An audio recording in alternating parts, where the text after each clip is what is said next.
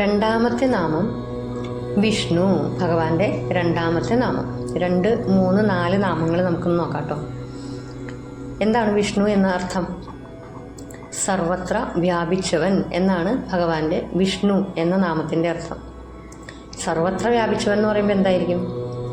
ഈ ഭൂലോകത്തിൽ എന്തൊക്കെ നമ്മൾ കാണുന്നോ, എന്തൊക്കെ കേൾക്കുന്നോ, ചെയ്യുന്നോ, അതിൻ്റെ എല്ലാം അകത്തും പുറത്തും ശ്രീനാരായണൻ മാത്രമാണ് വ്യാപിച്ചിരിക്കുന്നത്.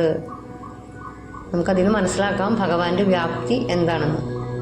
മൂന്നാമത്തെ നാമം വഷഡ്കാര. എന്താണ് വഷഡ്കാര?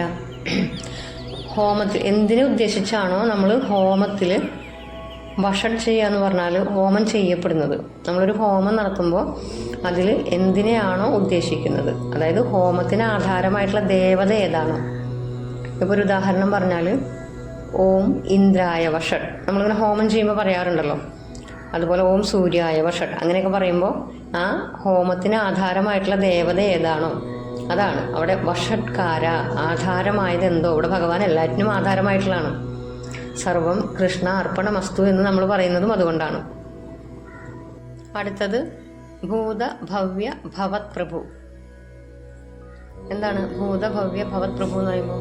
കാലത്രയത്തെ ആശ്രയിക്കാതെ എല്ലാ കാലങ്ങൾക്കും അതീതനായിട്ട് നിൽക്കുന്നവനാണ് ഭഗവാൻ. കാലത്രയം എന്ന് പറയുമ്പോൾ എന്താ? കാലം എന്ന് പറയുമ്പോൾ നമുക്കറിയാം അല്ലെ, കാലങ്ങൾ കഴിഞ്ഞു പോകുന്നത് നമുക്കറിയാം. ത്രയം എന്ന് പറയുമ്പോൾ 3 എണ്ണം. അതേതൊക്കെയാണ്? ഭൂതം, ഭാവി, വർത്തമാനം. ഇതാണ് 3 കാലം. അതാണ് കാലത്രയം എന്ന് പറയുന്നത്. അപ്പോൾ ഈ ഭൂതകാലത്തെ കഴിഞ്ഞു പോയതിനെയോ, അല്ലെങ്കിൽ വർത്തമാനകാലം ഇപ്പോൾ നടന്നുകൊണ്ടിരിക്കുന്നതോ, ഭാവി ഇനി വരാനുള്ളതോ, ഈ 3 കാലങ്ങൾക്കും അധിപനാണ് ഭഗവാൻ. ഇതിനെയൊന്നും ഭഗവാനെ ആശ്രയിക്കേണ്ട ആവശ്യമൊന്നുമില്ല. നമ്മൾക്കൊക്കെ ആശ്രയിക്കണം അല്ലേ? കഴിഞ്ഞു പോയതും ഇനിയുള്ളതും വരാനിരിക്കുന്നതൊക്കെ ഇപ്പം നടന്നുകൊണ്ടിരിക്കുന്നതൊക്കെ ആശ്രയിച്ചാണ് നമ്മൾ ജീവിച്ചു പോകുന്നത്. പക്ഷേ ഇതിൻ്റെ എല്ലാം അധിപനാണ് അവിടെ ഭഗവാൻ. അപ്പം അതുകൊണ്ട് തന്നെ ഭഗവാൻ ഇതൊന്നും ബാധകമല്ല. കാലത്രയത്തെ ആശ്രയിക്കാതെ അതിനും മുകളിൽ സർവ്വവ്യാപിയായിട്ട് ഇരിക്കുന്ന, സർവ്വ ഐശ്വര്യങ്ങളോടും കൂടി ഇരിക്കുന്ന ആളാണ് സാക്ഷാൽ മഹാവിഷ്ണു.